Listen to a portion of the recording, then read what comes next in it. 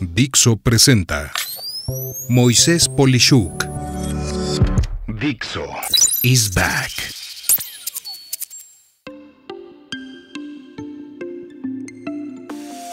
Amigas, amigos, estoy muy emocionado en esta ocasión en el podcast porque vamos a tener una entrevista con una persona que conozco hace décadas. Se trata de Luis Daniel Soto Maldonado.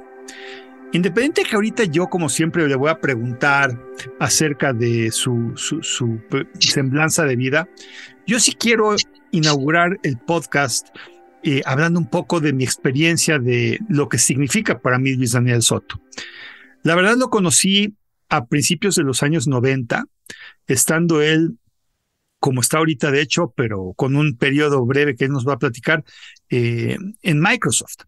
En ese entonces, Luis Daniel Soto dominaba muchísimas cosas, no solamente el tema de SQL o de Structured Query Language y toda la manipulación de bases de datos, sino que fue uno de los pioneros en México en el tema de administración del conocimiento.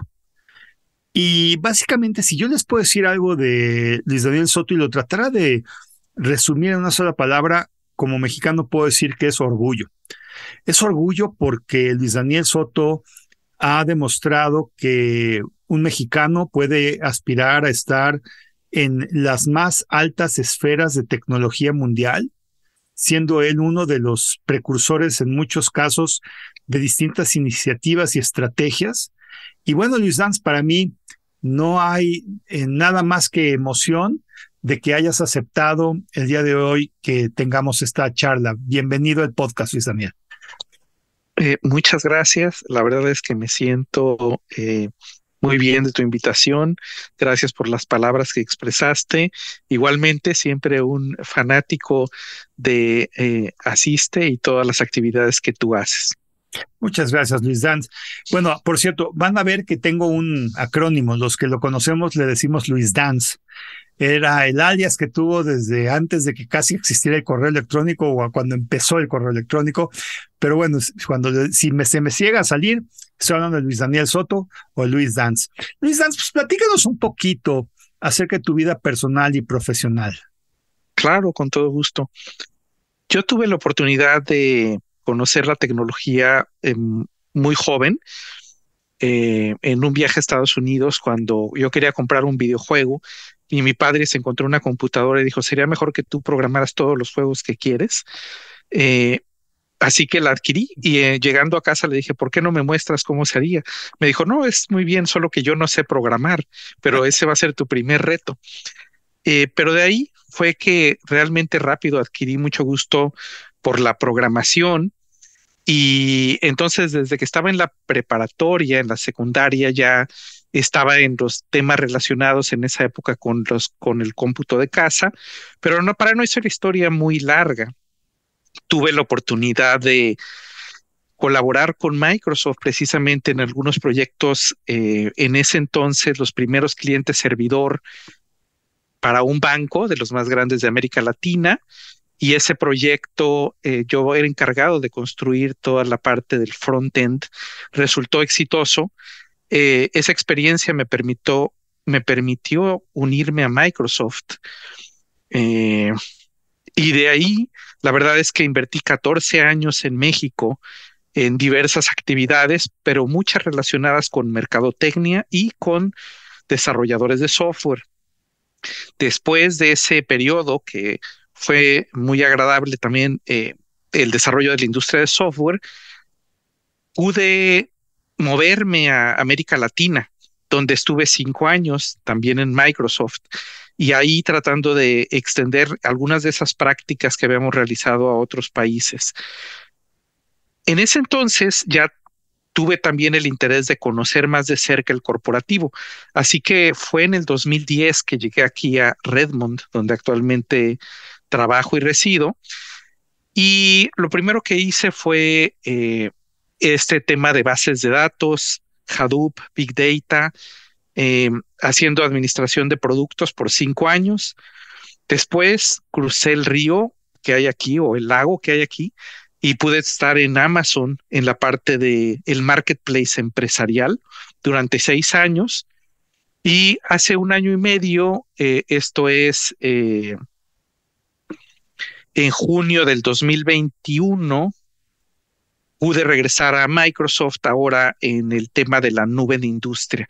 Entonces ahí está un poco el de un país a una región, a un corporativo, a conocer otra empresa también líder en el mercado, a seleccionar un puesto que, en mi opinión, va a ser la manera en que muchas industrias van a consumir la tecnología a finales de esta década. A nivel personal, pues tengo un hijo de 16 años. Mi esposa y yo vivimos aquí de nuevo desde el 2010 y pues activamente estamos participando en muchas actividades escolares y pues colaborando con todas las personas que en ocasiones pueden alzar la mano y buscarnos. Siempre nos dará mucho gusto apoyar a la familia y a los amigos. Increíble, Luis Dance. No, bueno, yo quiero decirles, es muy modesto Luis Daniel. En la época de las .com y un poquito antes de eso, tuvo varios spin-offs y habilidades. ¿Quién me olvidaría, Luis Dance, el tema de BDeside, una de las compañías pioneras en administración del conocimiento? El primer War Room que yo conocí, amigas y amigos, lo conocí con Luis Dance. Él creó un cuarto de guerra que los que no sepan lo que es una sala de toma de decisiones estratégica basada con tecnología que permite administrar y conocer el conocimiento a tiempo real, además de poder hacer que la gente colabore y participe en las decisiones de una manera empleando tecnología colaborativa. Vamos, Luis Daniel no va a decirles todo lo que hace ni lo que ha hecho, pero la verdad es que ha sido un pionero, como en todas las cosas, a veces con éxitos, a veces no con tantos éxitos, pero definitivamente súper divertido. Y eso es algo que estaba recordando, Luis Dance, en lo que estabas platicando de tantas y tantas cosas que uno ha aprendido de ti. Y bueno, si nos pudieras platicar algo que no se sepa tan comúnmente de ti, ¿qué sería ese algo? Bien. Digo, tuve la oportunidad de que en la primaria que yo estudié, el nivel de inglés era muy bueno, pero después cuando tuve oportunidad de ir a Colegio México y al Instituto México, la verdad es que las clases de inglés eran más deficientes. Sin embargo, fue curioso que en realidad en ese entonces era el auge de las antenas parabólicas y la televisión vía satélite. Y gracias a eso, gracias a que mi padre se animó también a un sistema de esto, veía muchísima televisión en inglés y siento que eso realmente me ayudó cuando después empecé a interactuar con algunos de los ejecutivos de Microsoft en Estados Unidos. Y para mí, pues digo, lo hizo natural. Entonces, digamos, además de que podía disfrutar de mis aficiones, algo de ciencia ficción o thrillers, que son mis géneros favoritos, entonces creo que mucha gente no se imaginaría que la televisión puede ser un medio para practicar, pero para mí en ese entonces que no viajaba, era joven y estaba ahí, era un gran mecanismo para practicar, ver, realmente entender las expresiones del día a día. Quizás eso viene a la mente. Buenísimo. Sí, no, definitivamente en los viajes que he hecho, de pronto cuando encuentras a un rumano que habla algo de español y te dice que es por las telenovelas que aprendió o que vio en español, entiendo perfectamente de lo que dices, pero tú estás hablando de del origen de lo que es la internacionalización de un idioma a través del entretenimiento, pues muy interesante. Y bueno, entrando en materia, Luis Dance, fíjate que yo estoy muy interesado en siempre lo que haces y hoy como el responsable, el principal de las nubes de industria, como nos decías, ¿por qué no nos platicas un poco qué es, qué aporta la sociedad, para qué sirve? Si nos puedes dar algunos ejemplos. Claro que sí. Lo que está sucediendo es que la nube claramente pues ya nos ha beneficiado de manera enorme. De hecho, tuve la oportunidad de iniciar la evangelización de la nube en el 2007 y en ese entonces pensé que nos iba a llevar 10 años adaptarla, pero estaba equivocado porque realmente va a llegar 20 años. Según las últimas estimaciones de Gartner, va a ser hasta el 2027 que realmente esté ya profundamente dentro de todas las industrias. Pero este movimiento se ha dado con muchas de las tecnologías horizontales y, como es de esperarse, cada vez más cada industria espera procesos que son muy específicos. El ejemplo que voy a usar hoy, porque es quizá la nube donde invierto más tiempo, es la nube de salud, en donde realmente hay restricciones. No es posible simplemente utilizar, por decir algo, las técnicas tradicionales de manejo de data warehouse y data lakes, porque hay estándares de interoperabilidad médica y además el manejo de la información médica requiere ciertos procedimientos. Entonces, no es equivalente decir, voy a poner un data mart con la más reciente tecnología. Por ejemplo, el pensar en tiempo real puede crear implicaciones importantes en que el software se considera un dispositivo médico, lo cual va a crear una regulación, va a generar un costo enorme para la empresa, por ejemplo, de software, que quiera vender eso a otras compañías.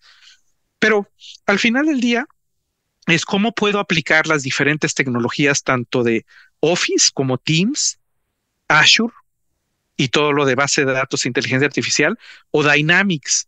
¿Cómo puedo aplicarlas no para un cliente, sino para un paciente o como para un asegurado? ¿Y cómo puedo entender su trayecto más allá de un solo evento médico que haya tenido? Entonces, las nubes de industria son la combinación de diferentes productos para resolver escenarios específicos. Y, por ejemplo, podemos querer conectar un estetoscopio directamente a Teams, o podemos querer controlar una cámara que me permita ver a un paciente de forma remota. Entonces, todas las adecuaciones que se van a hacer, eventualmente muchas de esas incluso son tan importantes como el manejo de visitas virtuales que se exportan a otras industrias, y otras industrias también quieren hacer consultas virtuales y también quieren tener los mismos mecanismos. Entonces, la nube de industria, ya sea en el sector financiero, en retail, en manufactura, están emergiendo y gradualmente pues serán más importantes. No, pues muy interesante esto que comentas, porque cuando uno, amigas, amigos, no sé ustedes, pero cuando yo pensaba simplemente en la nube, me pongo a pensar en cuestiones que tienen que ver con algo que se administra como un servicio. Pero ahorita con lo que comenta Luis Daniel, se me hace súper interesante que un estetoscopio pueda entrar en una suite de colaboración que tradicionalmente conozcamos o conocemos, y con base en eso, imagínense a varios especialistas tomando una decisión basándonos en una sola entrada de datos que permite que todo mundo opine a tiempo real y puedan 5 cabezas pensar mejor que una y tomar una acción. Se me hace excepcional que en esos problemas tan complicados, pero a su vez tan valiosos como la opinión médica de 5 especialistas en el mundo, en lugares dispersamente geográficos diferentes, puedan opinar. Muy interesante, Luis Daniel.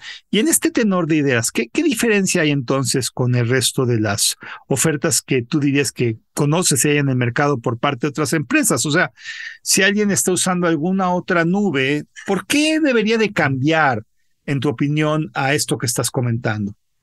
Bien, y quizá voy a ampliar un poquito más antes de saltar ya directamente a contestar tu pregunta. Lo que no mencioné es que en las encuestas más recientes de este año, en Estados Unidos, el 53% de los pacientes están inconformes con los servicios médicos. Esto después de la pandemia, donde ya ha habido grandes inversiones. El hecho de poder hacer telemedicina ha sido una cosa muy importante que nos está acostumbrando y nos facilita que podamos hablar con nuestros médicos.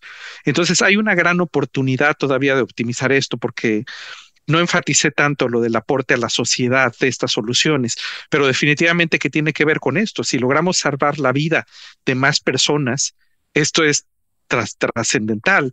Y entonces, ¿cómo vamos hacia allá? ¿Cómo elevamos la experiencia de los pacientes y cómo elevamos la colaboración del equipo médico? Entonces, de eso se trata. Nada más por recalcar dos breves ejemplos.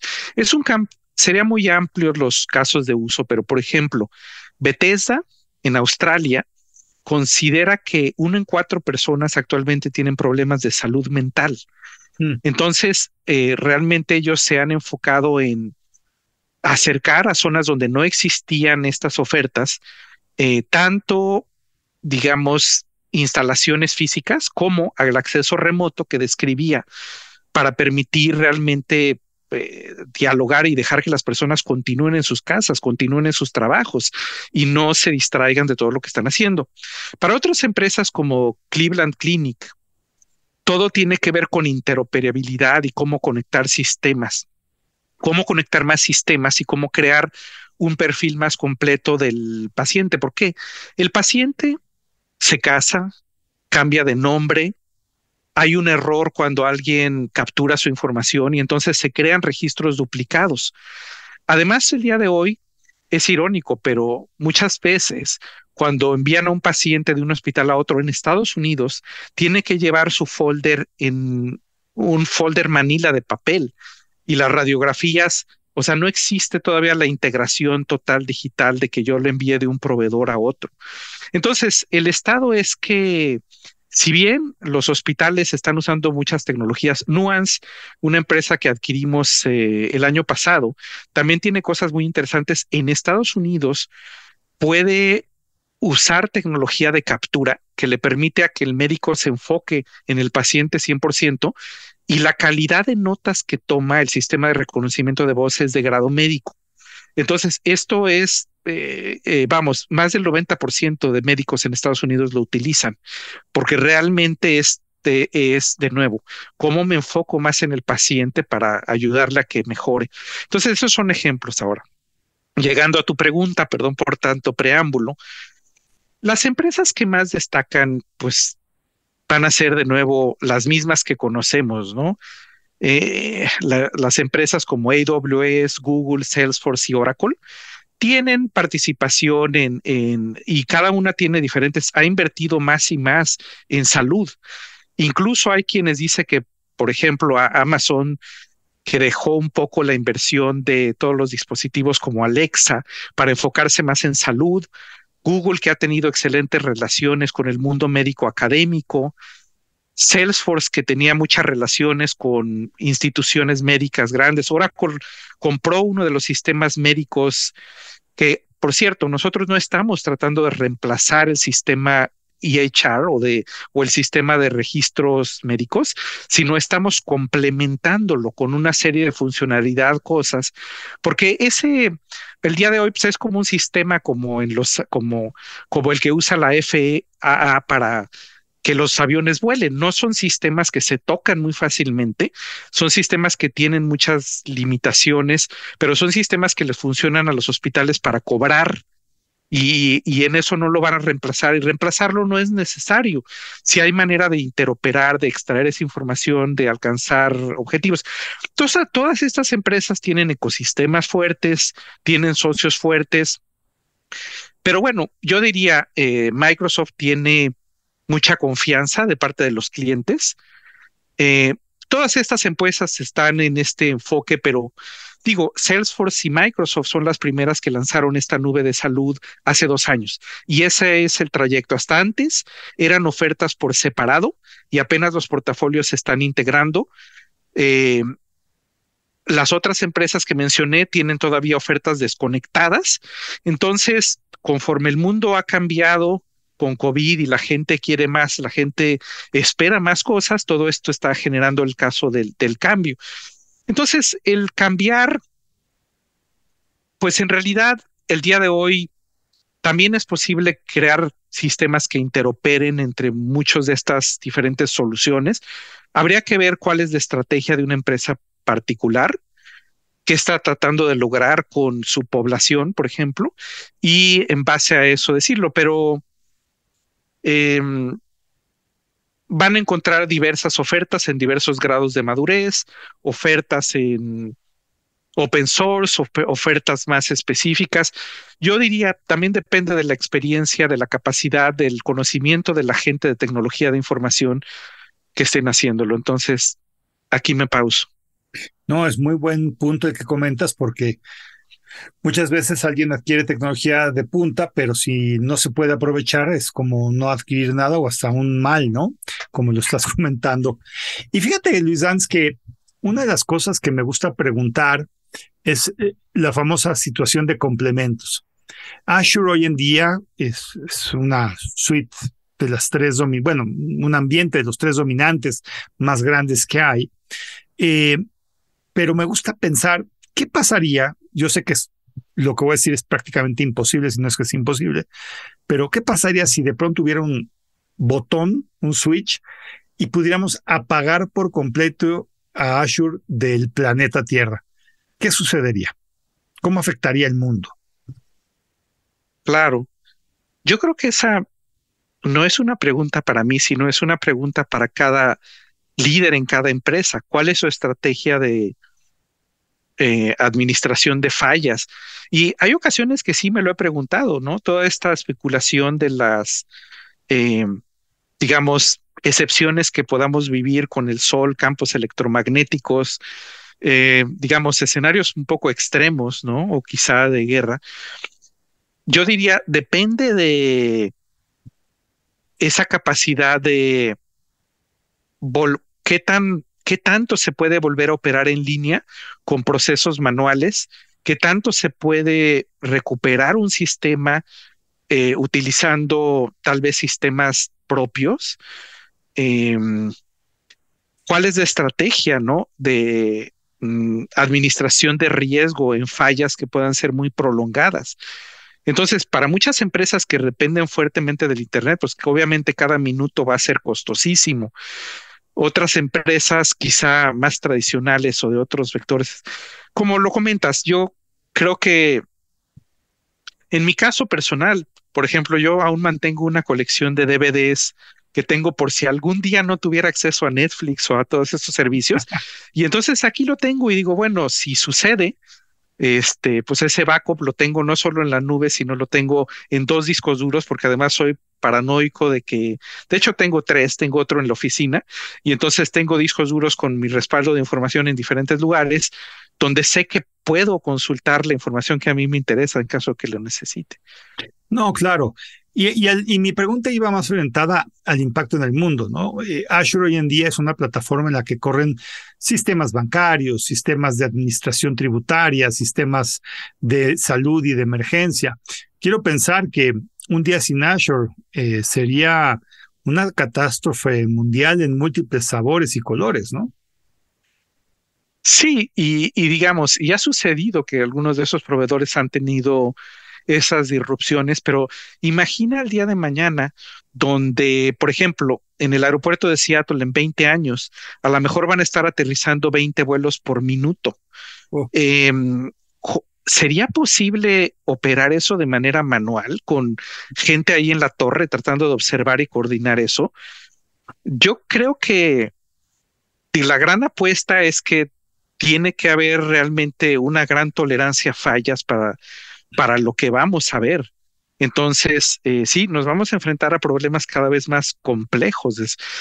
Es muy difícil imaginarlo. Claro que sí.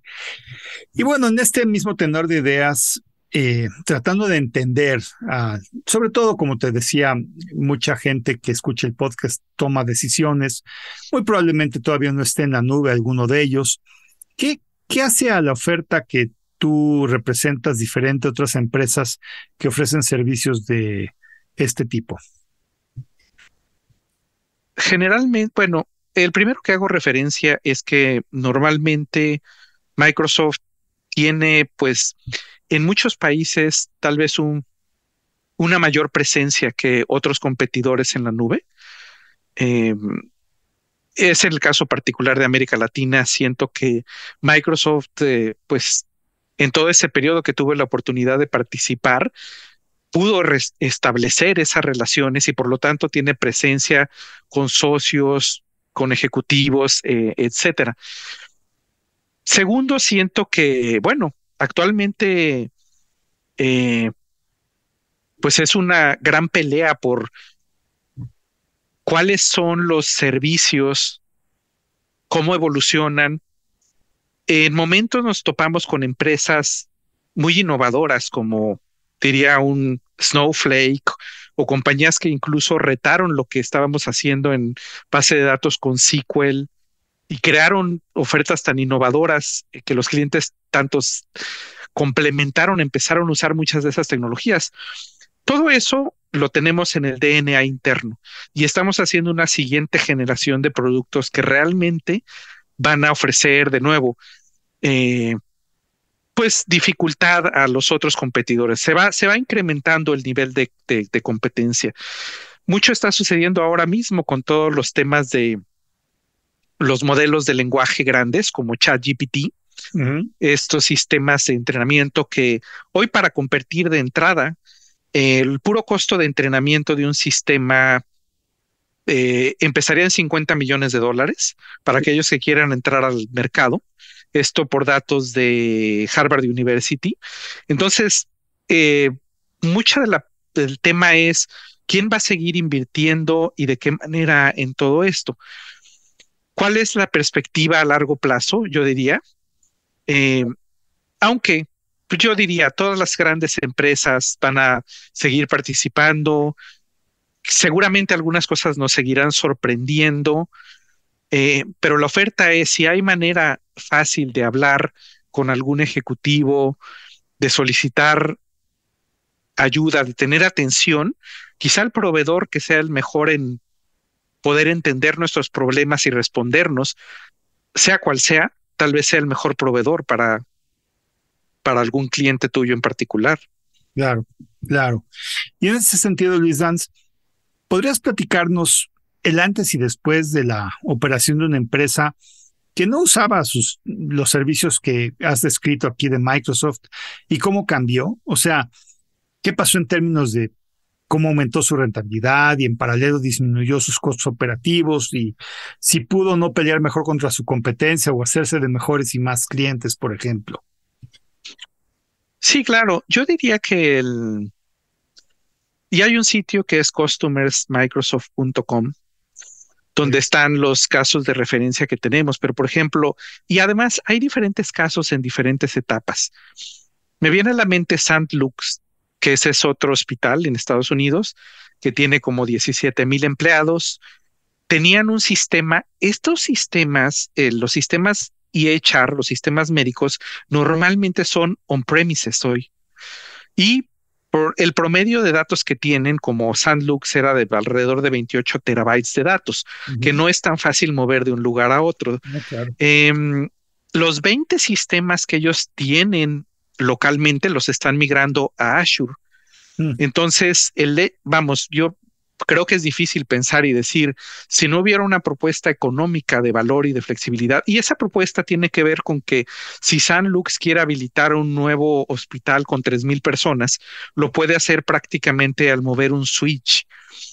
Entonces, ahí hay un ejemplo, pero hay otros. Muchas de estas tecnologías realmente todavía sí están enfocadas en cómo mejorar al cliente, cómo atender a más pacientes, cómo mejorar con los asegurados médicos.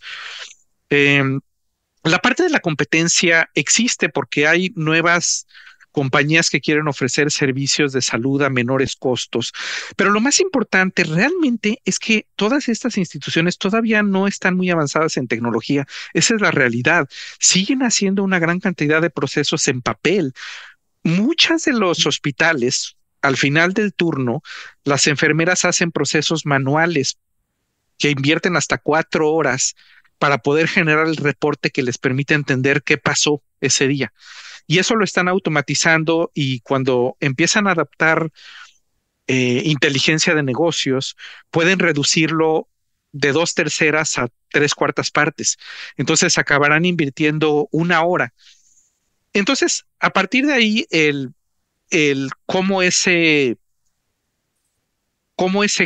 beneficio se convierte en un retorno de inversión, ya depende mucho de los detalles de cuántos hospitales tienen, cuántas enfermeras tienen, pero ahí hay varios ejemplos. Es difícil decirlo de manera general porque puedo mejorar los procesos de em, visitar más pacientes remotamente y entonces crear menos estrés también, porque hoy en día existe una gran presión sobre la gente médica que en la época del COVID dejó de trabajar.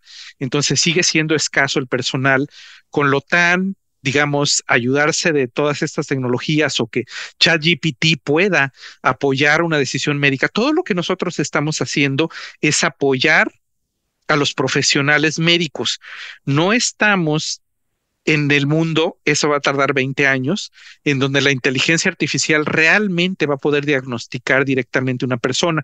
Y de hecho, en Estados Unidos la FDA se opone a esa idea. Y es cierto, estamos muy temprano en este partido, por así decirlo. Pero bueno, ahí mencioné algunas métricas, algunas utilidades y podemos hablar un poquito más de eso, pero me detengo para... Claro, no, y es parte de lo que quería yo comentar contigo y precisamente ahora tocando esto desde otra arista. Fíjate que particularmente la inmensa mayoría de las personas ajenas a las áreas de tecnologías de la información, sobre todo en Latinoamérica, no prestan atención a aspectos tecnológicos. Es como que un mal necesario.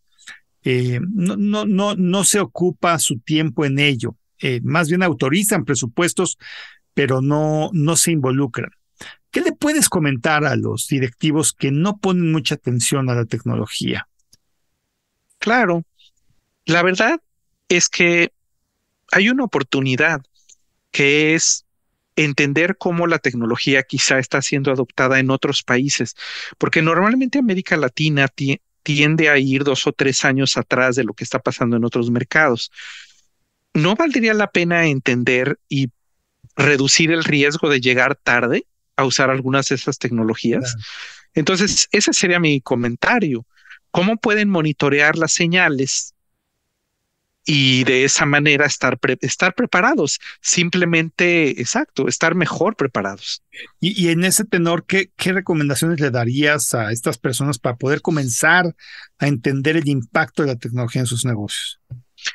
Casi siempre todos los analistas de tecnología internacionales y locales publican sus tendencias para el 2023 a inicios de año. Y muchas veces estas vienen ya de forma por industria. Entonces, yo diría que es importante acceder a estos recursos y también preguntar de nuevo a los proveedores locales, simplemente por decir qué tendencias me puedes decir de mercado que están sucediendo. Aunque va a venir mucho, entiendo claramente que va a venir dictado por cuál es la estrategia de cada una de las empresas y de cada uno de sus líderes. Claro. Y ahora bien, en el caso de lo que sería las personas que no son de tecnología, mucho de lo que se basa su toma de decisiones tiene que ver con medir el impacto financiero de la tecnología en los negocios. ¿Qué recomendación le darías a estas personas de cómo medir esto? Claro. Bien, de hecho, me viene a la mente que existe un ROI Institute o el Instituto de Retorno de Inversión. Y esta organización, yo siempre pienso en organización de administración de conocimiento, organización de administración de producto. En este caso, sé que ellos tienen prácticas desde que definir con mucha claridad qué es el valor, porque esta es una pregunta que puede decir qué significa agregar valor realmente. Y después, las posibilidades son infinitas, porque, por ejemplo, un hospital puede calcular el ROI para un nuevo procedimiento de una nueva cirugía. O sea, puede reducirse a un tema muy específico o puede ampliarse a decir cómo puedo reducir o cómo puedo reducir los costos de salud de una población completa de salud. Entonces, este Roy Institute también tiene notas sobre cómo el rol del CFO ha evolucionado a partir del tiempo y tiene metodologías de cómo se puede diseñar un retorno de inversión. Entonces, yo lo que haría siempre es trato de recurrir a expertos, a instituciones públicas que tienen ya acumulado y, digamos, mejores prácticas aplicadas y es lo que les recomendaría observar. Buenísimo. Y en este tenor también, Lisans, fíjate que muchas personas escuchan el podcast, son empresarios. Si pudieras darle alguna recomendación a estos empresarios que nos están escuchando, basado en tu experiencia de la aplicación de la tecnología de los negocios, ¿qué les dirías? Yo lo que les diría es, hagan una selección de los líderes de mercado, empresas como las suyas en otros países y proveedores que esas empresas usan para tener algo de esta innovación. Lean estas señales, explórenlas frecuentemente. Obviamente aquí nos encontramos con toda esta serie de artículos digamos, publicaciones de muy alta calidad, de Harvard Business Review, New York Times, aunque algunas de esas pueden ser debatibles sobre los tonos y etcétera. Y muchas de esas son pagadas y también puedo identificar y decir, este es un artículo patrocinado o no. Ahí puedo entender muchas de las tendencias de mercado.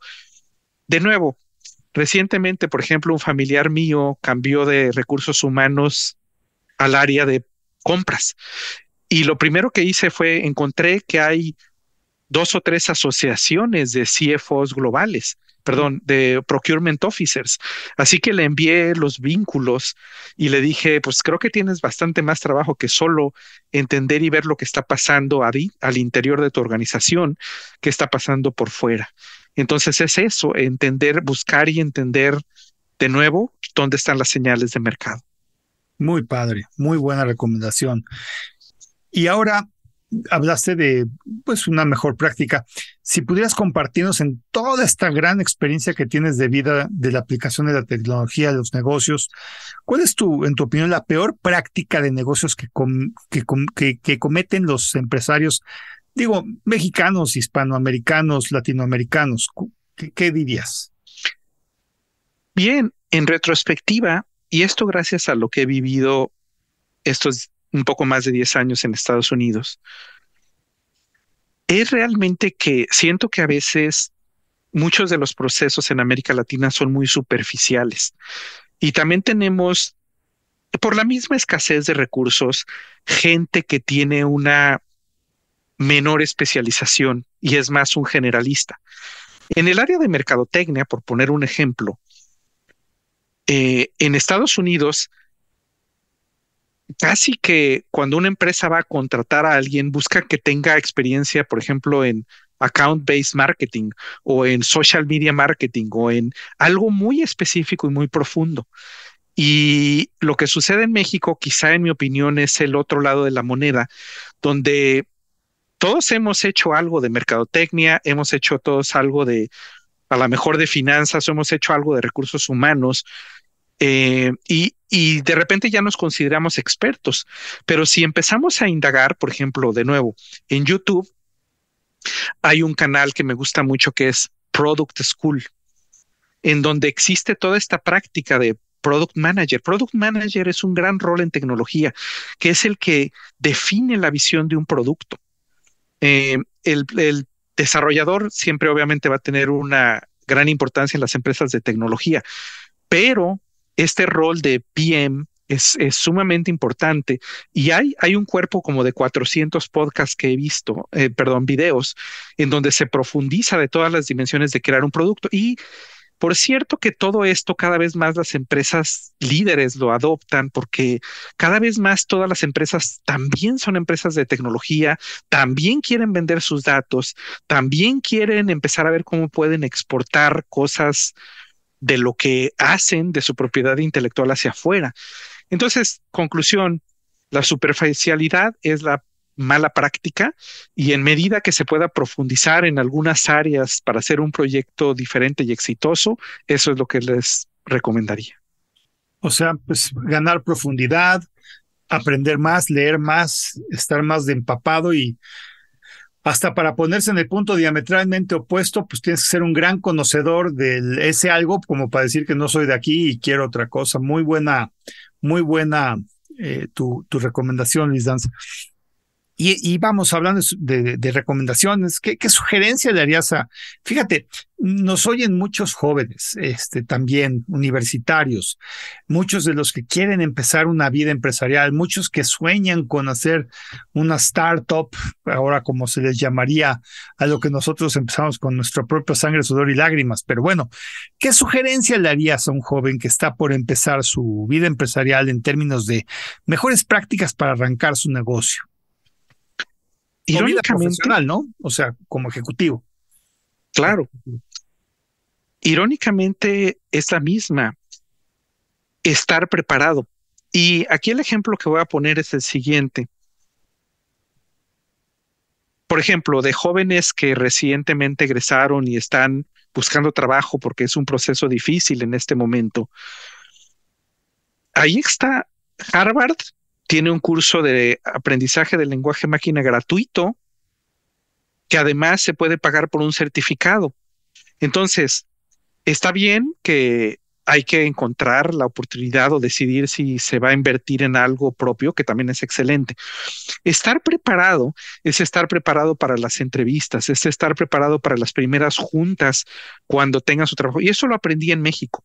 Lo aprendí una vez que llegué y aunque conocía muy profundamente toda la tecnología, en la junta, cuando en ese entonces uno de los líderes de uno de estos bancos más importantes de tecnología me preguntó cómo esto me podía servir a mí en particular, me di cuenta de que no conocía en la profundidad del cliente. Así que a partir de esa junta, que fue temprano en mi carrera, cada vez que ahora voy con un cliente, trato de indagar lo más ampliamente qué están diciendo los clientes de él, etcétera. Entonces, estar preparado tiene muchas cosas, tiene este otro factor de en qué inviertes tu tiempo, porque hay muchas distracciones digitales. Tiene mucho que ver con estar preparado. ¿Cuál es la visión? ¿Cuáles son los escenarios que tienes tú mismo para ti dentro de 3 y 5 años? Muchas veces es difícil seguir esos escenarios, pero el hecho de planearlo y de pensar y de decir, ok, cuando vayas de nuevo a la entrevista, ¿ya pensaste alguna idea excepcional, grande que puedas decir? Eso es lo que les recomendaría. Buenísimo. No, pues, súper recomendación, amigas, amigos jóvenes que están. Y miren, juventud es un tema, la capacidad no se mide en edad. Cualquiera que quiera empezar a hacer alguna práctica empresarial o profesional, evitemos la superficialidad, como dice Luis Daniel, y aprendamos lo más que se pueda de lo que tenemos que hacer. Muchas gracias, Luis Danz. Fíjate que yo siempre te he considerado un visionario en tecnología, definitivamente. ¿Qué predicciones, las tuyas, Luis Danz? Porque yo sé que tú eres un fanático de todas estas instituciones y organizaciones de consultoría, pero si pudiera decirte las tuyas, Luis Danz, ¿qué predicciones puedes darnos en el uso de la tecnología para los siguientes 10 años? O sea, si te vuelvo a encontrar a ti del año 2033, ¿qué es lo que tú esperas ver? ¿Y qué es lo que tú esperas hablar de tecnología para entonces, en lo personal y en las empresas? Claro. Sí, ese periodo de 10 años siempre es, digamos, muy retador, con un grado de más amplio de errores. Pero irónicamente, 10 años tampoco es tanto. Yo creo que lo que va a pasar a nivel personal realmente es que vamos a estar viviendo esa realidad del cómputo ubicuo. Es decir, no depender tanto de un teléfono, una pantalla, sino usar la voz, usar los mecanismos del lenguaje natural, tener un asistente personal que realmente conozca nuestro contexto muy bien y nos pueda recomendar cosas, pueda escribir por nosotros las respuestas a los correos de tal manera que llegamos, veamos y digamos, aquí hay 3 alternativas, o incluso que me dialogue y me diga, veo 3 alternativas A, B y C, y entonces yo diga, ok, ¿cuáles son los beneficios de cada uno? Y genere esa carta, que no estamos tan lejanos de eso. De hecho, eso ha sido lo sorprendente de ChatGPT, que nos dejó ver que de repente ya estamos en el punto donde es posible mantener una conversación mucho más sofisticada. Cuando en lugar de solo usar los datos de Internet, metamos, por ejemplo, los registros médicos de las personas, entonces, y digamos, ¿cuál es el diagnóstico de Juan Pérez? Y esa información se base 100% en ese individuo, entonces eso nos llevará. Yo creo que vamos a ver avances enormes en medicina para la parte de, para no solo medicaciones, dispositivos médicos que nos ayuden a realmente. Digo, el hecho de que las vacunas estas, aunque haya el debate de qué tan buenas son o no, se están produciendo más rápidamente. La medicina personalizada tiene que hacerse una realidad, porque ese es el tema, ¿no? Hoy la medicina sigue siendo procedimientos genéricos, quieren los protocolos estándar, pero ¿qué tanto esto aplica a mí y a mí en particular? Y entonces lo que veo es esa facilidad de usar. Yo les diría, para mí creo que es importante seguir tratando de usar y no temer a todas las nuevas tendencias, sino adaptarse y no el temor de que la tecnología pueda matar mi trabajo, sino es un complemento en lo que yo puedo, cómo puedo yo trabajar mejor. Eso en la parte personal. En la parte de las empresas, yo creo que lo que vamos a ver va a ser una gran escala que todavía no nos imaginamos de nuevo, el uso de drones, el uso de más dispositivos móviles, interoperabilidad más amplia. ¿Qué pasaría si en ChatGPT de nuevo yo preguntara cuáles son, digamos, cuáles restaurantes tienen el mejor espagueti Alfredo en Seattle, porque voy a estar allá la semana entrante? Y entonces me dirían, sí, los 3 mejores son estos. Y después diría, ok, ¿y qué tan fácil es tener una reservación el martes? Tanto cuando voy a viajar, ni siquiera tengo que darle la fecha, porque la fecha la va a inferir ya automáticamente del viaje que tiene.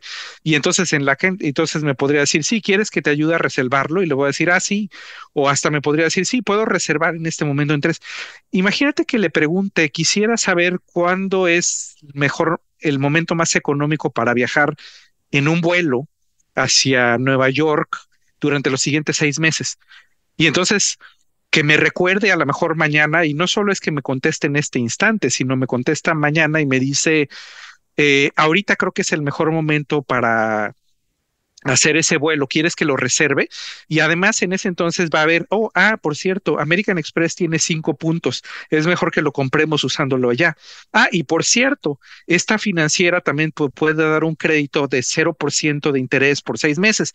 Entonces yo le digo, hey, perfecto. Entonces compra el boleto y decir eso para que se realice sin que yo tenga que hacer todos esos saltos de un sitio a otro. Para mí, el futuro del web es realmente pasar de un lectura solo a un read-write, igual que lo hicimos en el Internet actual, con un Internet, digamos, de inteligencia artificial y de mucho mayor capacidad. El cómputo cuántico, yo creo que para el 2033 se va a hacer una realidad, simplemente nos da mucha más velocidad, nos da mucha más capacidad de seguir. Los sistemas van a evolucionar de ser generativos a regenerativos, es decir, que incluso se van mejorando a sí mismos. Y entonces, claro, ahí hay muchas complicaciones sobre que gente que, por ejemplo, dé información falsa en un sistema, cómo existen los rieles para evitar este tipo de cosas. Además, cuando hoy le pregunto a un humano, cada quien puede tener una opinión distinta, entonces no debemos esperar que la inteligencia artificial genérica, general, llegue a ser tan buena como un humano, porque pues, los humanos tenemos errores y tenemos diferentes puntos de vista.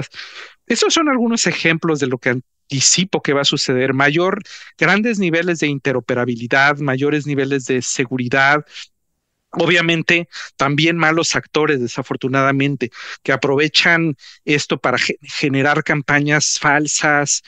Entonces, digamos, pero eso ha sucedido en todas las épocas de la historia. Las tecnologías se han usado para cosas buenas y cosas malas, no es un factor en sí de la misma tecnología. Esas son algunas de las predicciones. No, bueno, me quedo con el hecho de tal vez una semiconclusión de lo que comentas, que es que la inteligencia artificial, más que dominar al mundo, como mucha gente lo dice, nos va a potenciar. Es como un exoesqueleto mental que nos va a potenciar la sabiduría, que nos va a quitar la sobrecarga administrativa de pensamiento de cosas que uno no quiere realmente abocarse a hacer. Lo va a hacer mejor que nosotros además, y en ese momento, en lo que está haciendo cosas como el vuelo a tal lugar o como dónde está el mejor espagueti, mejor nos abocamos a algo productivo de nuestro lado que la inteligencia artificial no va a dar. O sea que eso es por un lado lo que me quedo. Y por el otro lado me quedo con la parte de lo que tú hablas del Internet de las cosas y la movilidad, interactuando con nosotros y permitiéndonos darnos como en una guerra, ¿no? Un escenario altamente cambiante, permanente sobre las cosas que mi empresa tiene que hacer y demás, porque si le puedo preguntar a un sistema cuándo es el mejor momento para volar, pues también le voy a poder preguntar cuándo es el mejor momento para lanzar tal campaña de marketing de tal producto o servicio que voy a hacer, o cuándo va a ser este éxito de música un éxito dada la coyuntura del mundo. Y evidentemente creo que nos viene un futuro muy prometedor. Y como todo en la vida en sistemas, mi querido Luis Danz, garbage in, garbage out, ¿no? O sea, la calidad de todas estas decisiones dependerá de cómo alimentamos de datos a este tipo de tecnología y sobre todo cómo lo hacemos que no se sesgue a hacer tonterías, ¿no? Pero será responsabilidad nuestra. Me quedo con esta increíble respuesta a una pregunta muy complicada, pero que pues espero invitarte en 2033 y revisar este punto y ver qué tanto nos equivocamos o no. Así bueno, será. En ese sentido, Luis Danz, ¿alguna recomendación a las personas que están escuchando este podcast a manera de conclusión? Algo que no hayamos platicado y que crees que es importante que comentemos el día de hoy. La última que también mencioné, ¿dónde están estos cursos gratuitos hoy de las mejores universidades del mundo? ¿Cuál es el curso de los 10 gratuitos mejores cursos de Harvard que me sirve a mí? ¿Por qué no agregarlo al currículum actualmente? Si van a tomar una sola acción resultado de esta conversación, hagan eso y añádanlo a su currículum. Buenísimo, Luis Danz. Muy padre. Mira, siempre termino esta charla con la gente interesante como tú, haciéndole 5 menciones a 5 palabras y lo primero que te venga en la mente me lo respondes. ¿Te parece bien? Adelante. Tecnología. Éxito. Conocimiento. Sabiduría. Nube de Internet. Habilitador. Inteligencia artificial. Futuro. México. País que amo. Ni hablar, Luis Danz. ¿Qué te puedo decir? La verdad es que no sé, de lo único que me arrepiento es de no haberte invitado antes al podcast. Yo, como los escuchas lo podrán saber, te tengo una muy alta admiración. He seguido tu semblanza por muchas, yo diría ya varias décadas. Has sido consistente en lo que aprendes, porque amigos, Luis Danz es una de las personas que más estudia hoy en día y siempre. O sea, yo no ubico una etapa de Luis Daniel Soto sin tener humildad ante el conocimiento y siempre estar aprendiendo. La verdad es que si lo pueden seguir en redes sociales, es una de las mejores recomendaciones que les puedo hacer, porque la información que pone de lo que esté en ese momento él viendo es algo que por lo menos yo lo tomo muy en serio y me gusta estudiar las cosas que propone y que comenta Luis Daniel. Ha sido un privilegio, Luis Danz, tenerte aquí en el podcast. Muchas gracias. Un aprecio mutuo y abierto a cualquier persona que quiera contactarme y que tenga interés de tener una conversación o un punto de vista. Gracias por escucharme. Muchas gracias, Luis Danz.